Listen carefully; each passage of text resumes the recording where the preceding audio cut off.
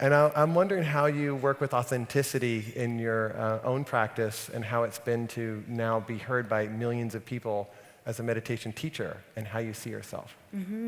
Yeah. So I never really sought out to be a meditation teacher. It just kind of happened. I mean, I was teaching mindfulness at schools and such, but I kind of fell into it. I did have an opportunity to think about the way that I wanted to present myself in the world, though, probably about a decade and a half before I started teaching. I think it was when I first developed a website, and that was probably about close to 15 years ago. And I had a little company, it was called Begin Within Productions, and I developed multimedia content that all kind of fell within the umbrella of mindfulness and meditation.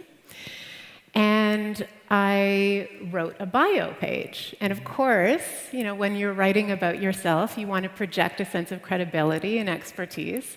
So I created this great bio and shared it with my older sister, who reviewed it. I used to share everything with her for editing purposes. And she took a look at it and she said to me, it sounds great, but it's not you. And so I kind of sat with that. Because my question, you know, to her, and that I was kind of posing at that time, was, you know, how am I supposed to project a sense of expertise and credibility in my field if I'm sharing my vulnerabilities and neuroses and the shadow parts of myself, right?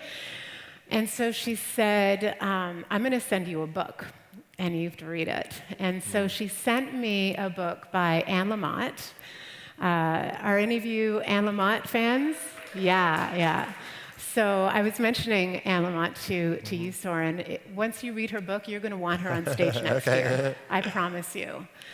I read this book. It was one of her first books called Traveling Mercies, Some Thoughts on Faith. And it changed my life, really. It totally changed the way that I wanted to project myself in the world. Because Anne writes with this humor. She's hilarious. And she has this incredible wisdom and deep, deep humility.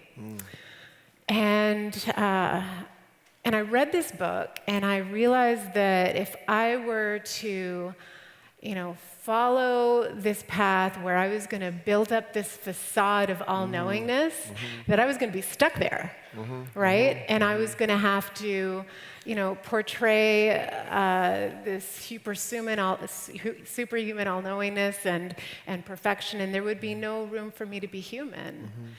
So it was really liberating to read this book and recognize that I wanted in my life to be as authentic and transparent as I could be in my teaching and in my practice.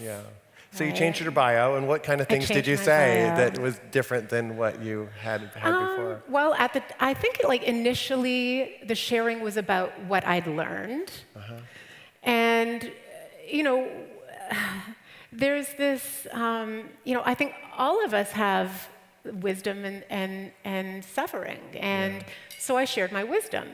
And in the second one, I shared some of my suffering. And so at the time I was experiencing depression, anxiety.